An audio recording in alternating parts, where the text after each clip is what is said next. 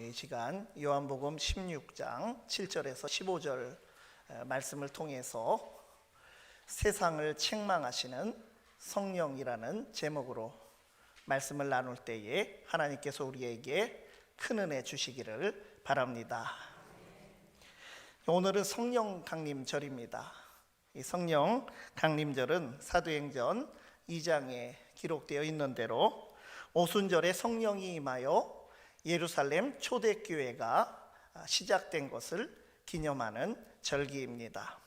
사도행전 1장 8절을 보면 오직 성령이 너희에게 임하시면 너희가 권능을 받고 예루살렘과 온 유대와 사마리아와 땅끝까지 이르러 내 증인이 되리라. 이 예수님의 말씀이 있습니다. 제자들에게 성령이 임하면 권능을 입고 복음이 전 세계로 뻗어나가게 될 것이라고 하는 예수님의 말씀입니다.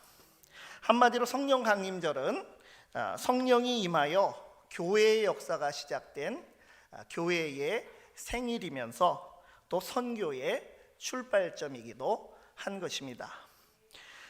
성경에서 성령은 아주 다양한 이름으로 불리고 있습니다. 하나님의 영, 그리스도의 영, 예수의 영, 주의 영, 혹은 성결의 영, 영광의 영, 지혜의 영, 위로의 영, 진리의 영 등으로 부릅니다. 그만큼 성령께서 역사하실 때 다양한 모습으로 우리를 인도하여 주시기 때문입니다. 성령의 또 다른 이름으로는 오늘 본문에도 나오는 보혜사라고 하는 이름이 있습니다. 7절 말씀에 그러나 내가 너희에게 실상을 말하노니 내가 떠나가는 것이 너희에게 유익이라. 내가 떠나가지 아니하면 보혜사가 너희에게로 오시지 아니할 것이요 가면 내가 그를 너희에게로 보내리니. 예수님께서 십자가를 지시고 또 부활 승천하실 것을 말씀하시면서 예수님께서 떠나가시더라도 보혜사가 오실 것이라고 말씀하여 주신 것입니다. 예수님이 계시지 않아도 보혜사이신 성령이 오시기 때문에 성도에게 유익하다고 하는 말씀입니다. 바로 성령을 보혜사라고 말씀하신 것입니다. 그러니까 우리말로는 하나님의 은혜를 지키고 보호한다는 뜻으로 보혜사이지만 헬라어로는 파라클레토스, 일반적으로 헬라 문화권에서 이 말은 변호사라고 하는 뜻으로 쓰이는 그런 말입니다. 그러니까 성령은 성도를 변호하고 보호하고 도우시는 변호사로서의 그런 보혜사라고 하는 것입니다. 이처럼 우리는 성령의 인도하심으로 살아가기 때문에 우리가 성령이라고 하면 돕는 자이시며 변호사의 역할을 우리가 주로 생각하고 또 의지하며 살아갑니다. 그런데 오늘 말씀에서는 성령이 변호사이기만 한 것이 아니라 검사의 역할도 한다고 하는 것입니다. 그러니까 예수님께서는 보혜사 성령이 오시면 세상을 책망하시리라고 말씀하셨습니다. 8절 말씀, 그가 와서 죄에 대하여 의에 대하여 심판에 대하여 세상을 책망하시리라. 이 책망한다고 이 번역되어 있는 말은 다른 한글 성경들을 여러분들이 참고하시면 다양한 말로 번역이 되어 있는 것을 볼 수 있습니다. 그러니까 잘못을 고발하여 바로잡고 또 깨우친다고 하는 그런 뜻입니다. 그러니까 성령은 세상적인 왜곡된 가치관과 갈등 관계에 있는 성도들을 옹호하여 주는 변호사이기도 하지만 세상의 잘못을 기소하고 잘못된 것을 입증하여 바로잡는 이 검사의 역할도 하신다고 하는 것입니다. 근본적으로는 이 세상과 교회는 갈등 관계에 있을 수밖에 없음을 이 성경은 우리에게 가르쳐주고 있고, 특별히 요한복음은 우리에게 그러한 모습을 아주 인상적으로 우리에게 전해주고 있습니다. 우리가 몸담고 살아가는 이 세상 자체는 중립적인 것이죠. 그러나 세상적인 가치관이라고 우리가 말할 때는 천국 백성으로 살아가는 성도들과는 불일치할 수밖에 없는 것이고 필연적으로 갈등을 유발할 수밖에 없습니다. 우리가 말씀대로 철저하게 살려고 하면 얼마나 세상에서 부딪히는 것들이 많이 있습니까? 최근 우리 교단의 신학대학 중 하나인 장로의 신학대학교에서 조사한 바에 따르면 한국교회가 코로나19에 잘 대응했는가 이 질문에 답한 자들 중에 목회자에 속하는 사람들은 약 80%가, 또 일반 성도들은 약 60%가 잘 대응했다고 대답을 했습니다. 그럼 반면에 비기독교인들 답변한 사람들은 12% 정도만 잘 대응했다고 대답을 했다고 합니다. 사회와 교회의 인식이 그만큼 완전히 다른 것을 볼 수 있습니다. 사실 교회는 초유의 사건인 비대면 예배로의 전환도 비교적 잘 협력했고 또 처음부터 조직적으로 대응을 잘 해왔습니다. 일정 부분은 교회와 그리스도인들의 잘못도 분명히 있지만 이렇게 교회와 성도의 책임으로만 돌리는 그런 분위기에는 문제가 있는 것입니다. 코로나19와 같은 심각한 재난이 일어나면 세상은 맞든지 틀리든지 사람들의 분노를 해소할 희생양을 찾게 됩니다. 크든지 작든지 교회가 많은 오해와 또 핍박을 받아온 역사가 있는데 그런 핍박의 바탕에는 타락한 세상의 특성과 세상적 가치관이 분명히 배후에 작동하고 있다는 영적 메커니즘을 우리가 그대로 간과해서는 안 된다고 하는 것입니다.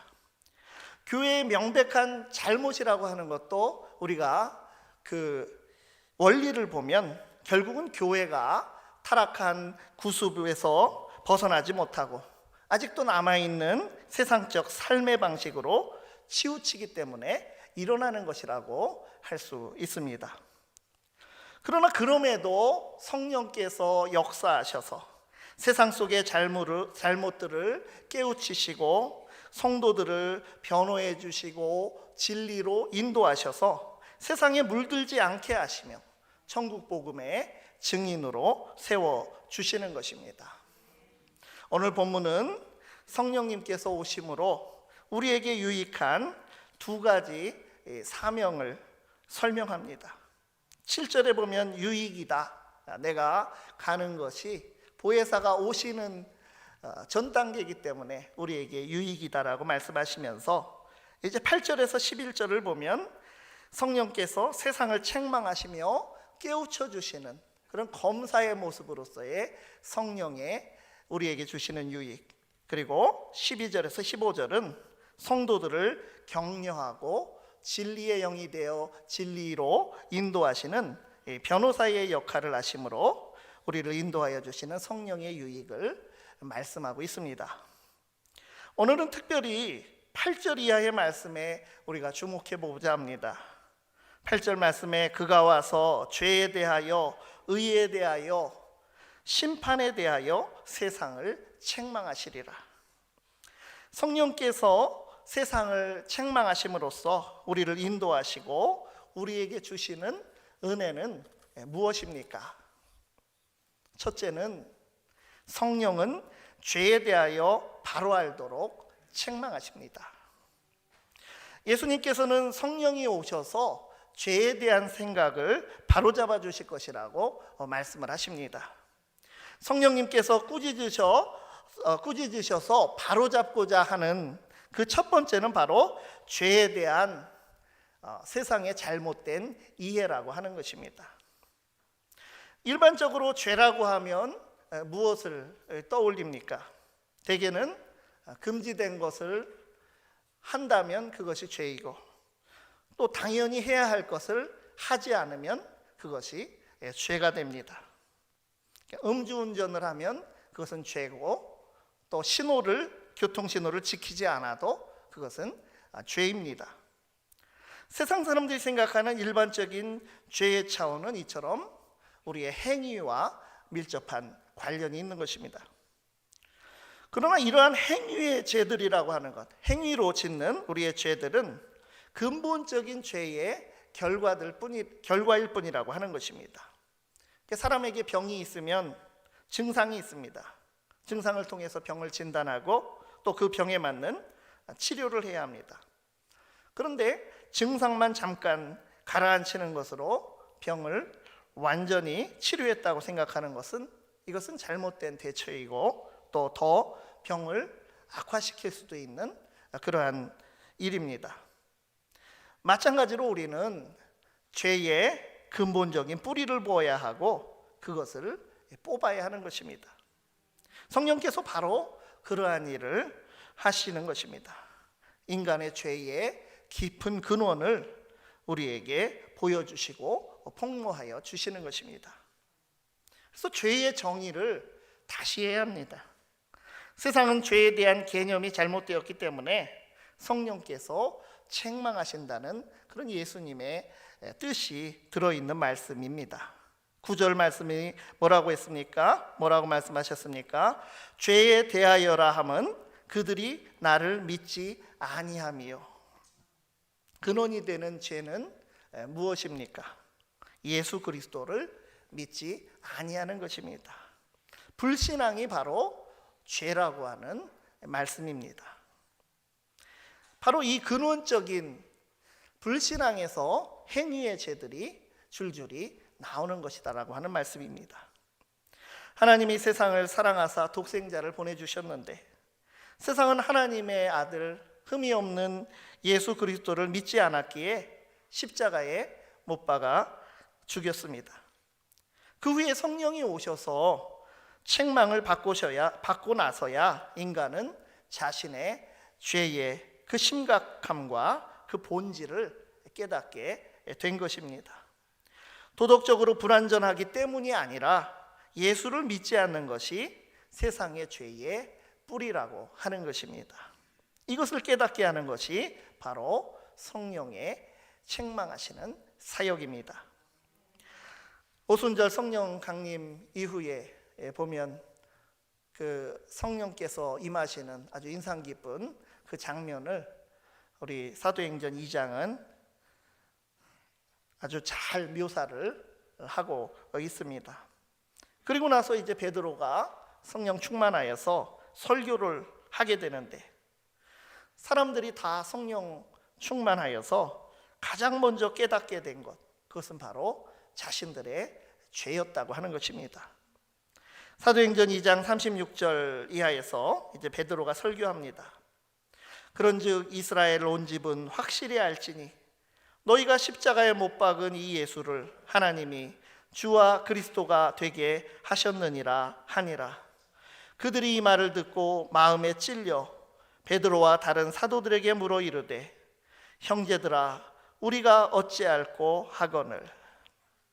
베드로의 설교를 들은 그 제자들은, 그 사람들은 마음에 찔림을 받고 각기 죄가 심각함을 깨닫고 절망하며 형제들아 우리들이 어찌할꼬 부르짖었습니다.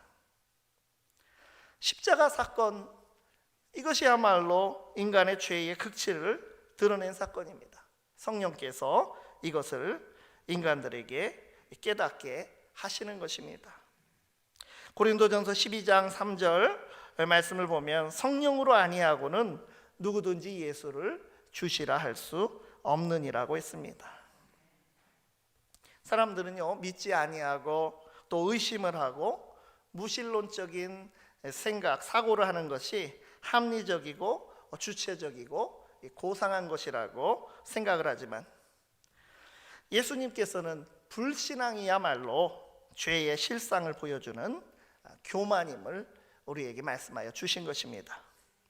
그러므로 믿는 우리가 성령 충만하여서 십자가에 못 박힌 그리스도를 세상에 전하는 것이 이 시대에 정말 중요한 것이라고 하는 것입니다. 세상의 죄에 대한 이 오해를 책망하시며 깨우쳐 주시는 성령의 역사에 동참하는 그리스도의 증인들이 다 되시기를 바랍니다.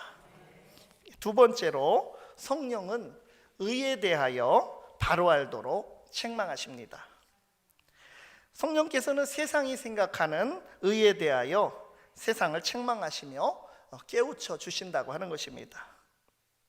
성령은 세상 사람들이 생각하는 의에 대한 잘못된 개념을 고발하여 주시는 것입니다. 죄인인 인간은 정의를 너도 나도 말하지만 절대적인 정의를 세울 능력이 없습니다. 어떤 형태로든 세상은 성경에 나오는 바리새인들의 모습처럼 누구는 의롭고 또 다른 이는 불의하다고 생각하기 때문에 자기들의 의를 의지하며 다른 사람들을 정죄하는 그런 쪽으로 흐를 수밖에 없다는 것입니다. 타락한 세상은 죄를 짓기도 하지만 죄를 다른 사람에게 전가하는 그런 특징도 있습니다. 이것은 아주 죄의 전형적인 모습입니다. 아담과 하와가 하나님이 금하신 선악과를 먹고는 하나님 앞에 서게 되었을 때 아담은 하와의 탓으로 돌리고 또 하와는 뱀의 탓으로 죄를 전가한 그런 최초의 인간들의 이력이 있습니다. 온 세상이 자기 의가 기준이 되어 다른 사람을 정죄하다 보면 이제 점점 죄책감도 잘 안 느끼고 점점 더 잔인해지고 악하게 서로를 대적하게 되는 것입니다. 인터넷 댓글 때문에 극단적인 길을 선택하는 사람들이 드물지 않습니다.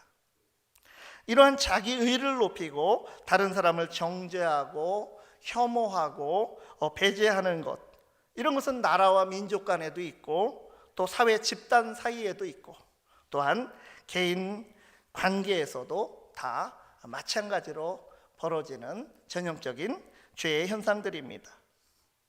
인간 스스로에게서 생기는 의는 타자에 대한 공격으로 바뀔 수 있다는 것을 역사를 통해서도 또 오늘날과 같은 온 세계가 인터넷으로 가까워진 세상에서도 우리는 쉽게 발견할 수가 있습니다. 그렇다면 진정한 의는 무엇입니까? 바로 하나님의 의입니다. 그래서 성령께서는 진정한 의는 인간의 의로운 행위에서 얻는 의가 아님을 분명히 하시면서 세상의 의에 대해서 책망하신다고 하는 것입니다. 성령께서 말씀하시는 의는 오직 하나님께서 마련해 놓으신 하나님의 의입니다. 로마서를 보면 인간은 다 죄인이라고 하는 것에서 출발을 합니다. 이방인이나 유대인이나 모든 인간이 죄인임을 말하면서 믿음으로 얻게 되는 하나님의 의에 관해서 말씀하고 있습니다. 로마서 3장 22절 말씀에 곧 예수 그리스도를 믿음으로 말미암아 모든 믿는 자에게 미치는 하나님의 의인이 차별이 없느니라. 하나님의 의가 어떻게 우리를 의롭게 하여 주셨습니까? 세상이 생각하는 인간의 의가 아니라 하나님의 의를 인간에게 주심으로써 인간이 의롭다함을 얻게 됨을 성령께서 깨우쳐 주시는 것입니다. 그것을 오늘 본문 10절 말씀에서 어떻게 설명하였습니까? 의에 대하여라 함은 내가 아버지께로 가니 너희가 다시 나를 보지 못함이요. 그냥 우리가 읽었을 때는 이것이 무슨 말인가 우리가 생각할 수가 있습니다. 예수님께서 아버지께로 가니 너희가 다시 나를 보지 못함이요 라고 말씀하신 것은 주님의 죽음과 부활을 말씀하신 것이고 그것이 바로 우리의 의가 됨을 또한 말씀하신 것입니다. 비록 주님은 이제 십자가와 부활 승천 이후에 이제 제자들의 눈앞에 계시지 않겠지만 주님의 십자가 부활을 통하여 죄인인 우리를 의롭다 하신 그 하나님의 의, 그 하나님의 사랑으로 우리에게 주시어 우리가 구원받게 된 그 의가 진정한 의이며 절대적인 의라고 하는 것입니다. 성령이 오시면 바로 세상의 잘못된 정의에 대한 이해를 깨트리신다고 하는 것입니다. 하나님의 의가 아니고는 그 누구도 자기의 의로 하나님 앞에 설 자는 없습니다. 예수님의 십자가 죽음과 부활은 그렇기 때문에 우리에게 큰 복음인 것입니다.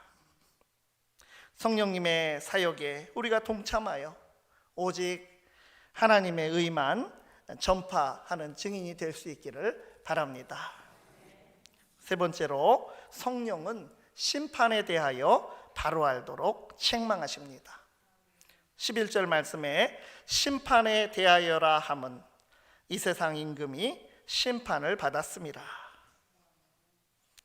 세상은 죄에 대한 개념도 또 의에 대한 정의에 대한 개념도 잘못되었기 때문에 죄에 대한 책임을 다른 사람들에게 지우며 심판하기를 그치지 않는다는 것입니다. 그래서 초대교회 때도 그러했고 지금도 그렇고 세상은 예수님과 그리스도인들을 심판하며 정죄하고 또 죽이기까지 하는 일이 일어납니다. 겉으로 드러난 현상만을 바라보면 세상이 주님과 그리스도인들을 심판하는 것으로 착각이 됩니다. 주님이 십자가에 죽으신 것도 그 겉모습으로는, 현상으로는 바로 그렇습니다. 그러나 사실 성령님은 세상이 자기 죄를 모르고 자기 의의 잣대로 심판을 행하는 그것으로 인해서 이미 하나님의 심판을 받은 것이라고 책망을 하시는 것입니다. 세상은 예수님을 십자가에 죽게 하였습니다. 재판을 열고 정죄해서 세상이 심판을 내려서 예수님을 죽게 하였습니다. 그러나 사실은 오히려 세상의 임금인 사탄이 심판을 받은 것임을 성령님께서 세상을 책망하시며 깨우쳐 주시게 된다고 하는 것입니다. 인간이 타락하고 죄에 빠지게 된 것, 이 마귀의 시험에 빠졌기 때문이고 그 죄의 증상으로 세상에 만연한 악으로 인해서 고난을 당하며 살아가다가 결국 죽게 되는 것이 타락한 인간의 영적 상태였습니다. 세상의 임금인 사탄이 쥐고 흔드는 그 권세는 이 죽음이라고 하는 것, 이 사망이었습니다. 그러나 그리스도께서 부활하심으로 그 사망의 권세를 깨뜨리고 사탄의 세력을 부수신 것입니다. 더 이상 사망이 예수 믿는 우리를 주장할 수가 없는 것입니다. 바울 사도는 예수님의 부활로 인하여 누리게 된 성도의 그 부활의 소망을 말하면서 그 감격을 승리의 노래로 기록해 놓은 것이 고린도전서 15장 55절에 나옵니다. 사망아 너의 승리가 어디 있느냐? 사망아 내가 쏘는 것이 어디 있느냐? 사망이 쏘는 것은 죄요 죄의 권능은 율법이라. 우리 주 예수 그리스도로 말미암아 우리에게 승리를 주시는 하나님께 감사하노니. 새번역 성경은 이 쏘는 것이라고 번역된 것을 독침이라고 번역을 했습니다. 죽음의 독침으로 다스리던 세상에 임금된 그 마귀는 그리스도의 죽으심과 부활로 말미암아 이미 심판을 받았습니다. 이미 심판받아서 이제 끝장이 난 폐잔병, 그 폐잔병에게 세상은 여전히 속임당하고 있음을 성령께서 바로잡아서 깨우쳐 주시는 것입니다. 죽음이 더 이상 우리를 심판의 자리로 묶어놓을 수 없습니다. 이미 결박을 받아서 심판을 받아서 결박되어 있는 세상 임금을 추종하는 그것은 어리석은 일입니다. 성령께서는 우리가 진정으로 무엇을 위해 충성을 다하여 살아가야 할지를 그렇게 깨우쳐 주시는 것입니다. 성령께서 성도는 변호하시고 세상은 책망하십니다. 그러나 성도가 만약 세상을 따라가고 세상의 가치관으로 살며 불신앙의 죄를 범하고 자기의 의와 하나님의 의를 혼동하고 또 이미 심판받은 세상 임금 사탄의 그 최후의 발악에 흔들린다면 성령은 세상을 책망하듯이 우리를 책망하실 수도 있음을 우리는 두려워해야 합니다. 보혜사이시며 진리의 영이신 성령님의 인도하심에 우리 마음 중심을 맡겨드리는 성령 충만한 삶이 되시기를 간절히 바랍니다. 기도하겠습니다. 하나님, 우리를 구원하여 주시는 삼위일체 하나님의 은총에 무한 감사 드리옵나이다. 죄사함을 받았고 의롭다함을 받았고 정죄함을 받지 않은 이 큰 사랑에 신실한 믿음과 증인된 삶으로 응답하게 하옵소서. 예수 그리스도의 이름으로 기도드리옵나이다. 아멘.